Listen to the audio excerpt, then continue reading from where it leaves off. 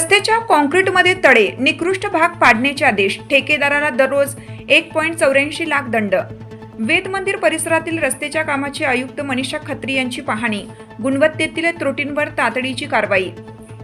Bosch circle परिसरातील वेद मंदिरासमोर सुरू असलेल्या काँक्रीट रस्त्याच्या कामात गुणवत्तेच्या त्रुटी आढळल्यानंतर नाशिक महापालिकेने संबंधित कामाचा निकृष्ट भाग तात्काळ पाडण्याचे आदेश दिले आहेत।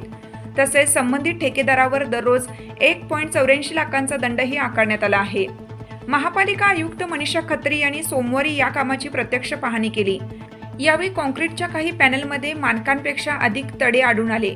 कामाची गुणवत्ता अपेक्षित निकषांनुसार नसल्याचे निदर्शनास आल्यानंतर संबंधित भाग पुन्हा करण्याचे आदेश देण्यात आले।